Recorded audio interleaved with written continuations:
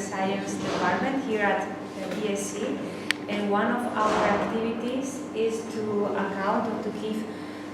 We have an operational system devoted to provide air quality prediction and or forecast actually. So that is based usually on the model prediction information, and of course that is everything validated by observations taken from stations around Europe. And then here the problematic, so to say, or the challenge here is, of course, the models are not, let's say, models are not perfect. So of course it resembles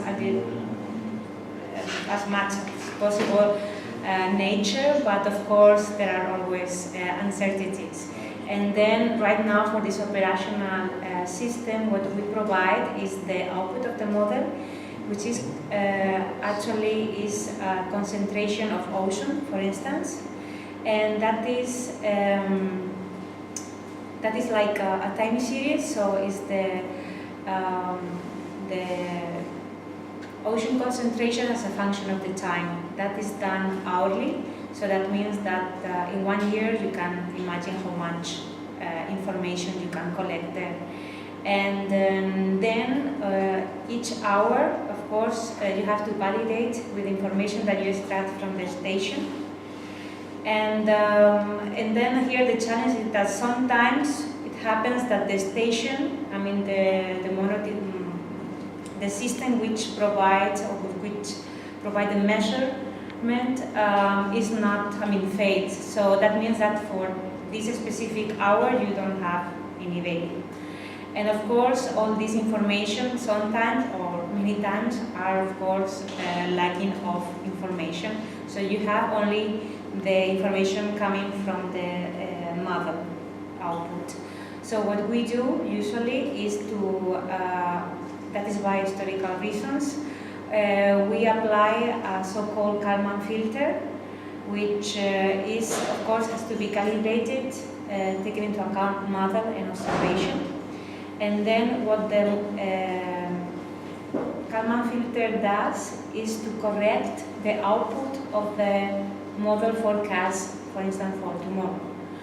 The point here is that sometimes it depends on the, of course that is like a seasonal ocean, reacts also to temperature, solar radiation, so it's a seasonal event, and that means that in summer or especially in May, you can have, this is not something which happens periodically, but in a uniform way, but it happens from time to time very dramatic, with very dramatic events.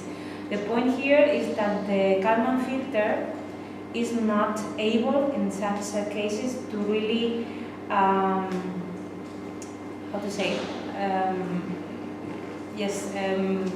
cover, but actually, the word is not coming to my mind right now, but it's not able to reproduce actually nature, so this extreme event from ocean. And that means that in that sense, the correction is not well done. Sometimes it's,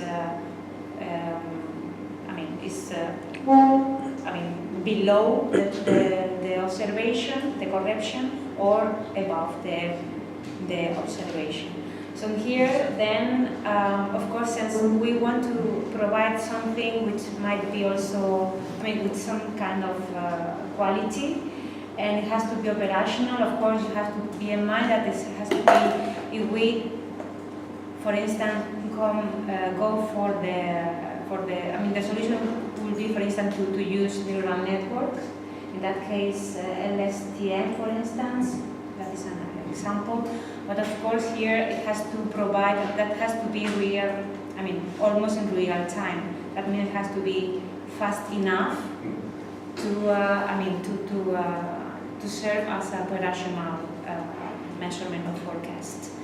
So here the use case will be to adapt this database together with the model output and of course the algorithm, the LSTM, run all together in the, not all together, but at least the LSTM with the data set digestion in the GPUs, and to see, I mean, how reliable it is to do this kind of correction, or even to do the forecast according to the observation. So I think, I don't know if you have I'm using the slides so that it's easier for you to have an idea. This is just like a short introduction to the life science department, in particular the group in which I work, the computational biology group that is here inside the life science department. And I'm a postdoctoral researcher, and I work with Alfonso Valencia, that is the director of the life science department. So our group, the research lines are those ones. So we work with structural bioinformatics, so studying mutations and pathological mutations and evolutions in proteins, and especially we study next generation sequencing data to deliver personalized medicine solutions, and also transcriptomics and epigenomics. And I don't go too much into the detail because the audience has so diverse background. So the two major problems that we can have in computational biology and that can be solved with those systems, like for instance the solutions delivered by the OpenPOWER systems, are essentially those two, but actually much more. Just to give you a feeling of the magnitude of those things. Problems related to mining big data and how to represent those complex data. So, for instance, imagine that you want to study DNA, and you have a lot of experiments that are able to capture some signals, some molecules that are deposited on the DNA that you know that are important for the definition of the different cell lines that we have in our body.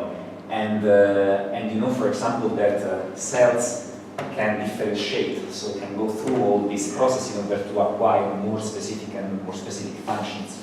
So it's very challenging because essentially, in this case, those marks are called histone modifications, and you have 6 of them, and you will, for example, you collect experiments for 30 different types of cells. You have many samples, and you are analyzing the genome, which is huge. So, like multiply all those features, and you have a sense of the volume of data that we work. Systems that are able to provide efficient computational solutions for analyzing this kind of data are actually welcome. So another example that we kind of data that we work in computational biology, for instance, ontologies. So ontologies are those trees that organize concepts related to biological knowledge. So, like here, we have symptoms, so from the more specific symptoms to more general ones, and on the other we have the functions of the genes, so the actions that those genes actually perform inside the cell.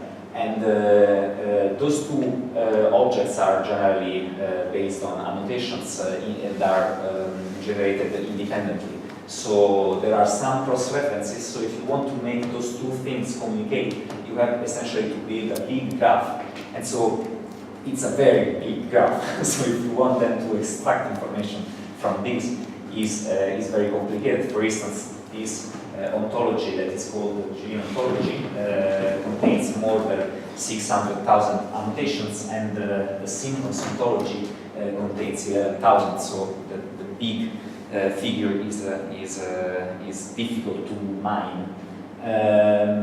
Again, other complicated situations that we deal with networks.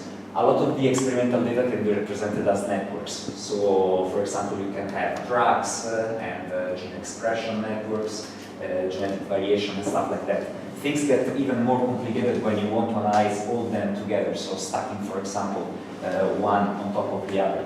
And if you want to apply techniques that are able to traverse this kind of objects, like, for example, random walks or some deep learning approaches, things start to be very complicated if you don't have computational power and high performance systems. As for the data representation, in those days we don't really talk about unsupervised learning, but it is also something that we from the life science department of computational biology really eager to have to work with.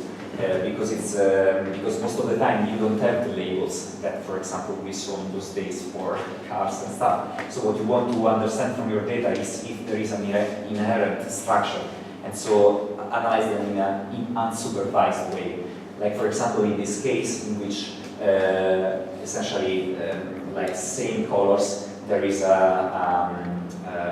those are symptoms and are grouped in for similarities in the descriptions, in their descriptions. So this is just a kind of approach. In general, there is a problem of data integration. It's the famous problem of having an elephant and a lot of people working just on different parts of this animal and missing the overall picture. So all those information comes from many different experiments, and the challenge for us, at least, is to put all the things together to have a holistic and comprehensive view. And there are models and there are ways of doing that, but again, the computational power and systems like OpenPOWER solutions are really important for achieving this goal. That's it.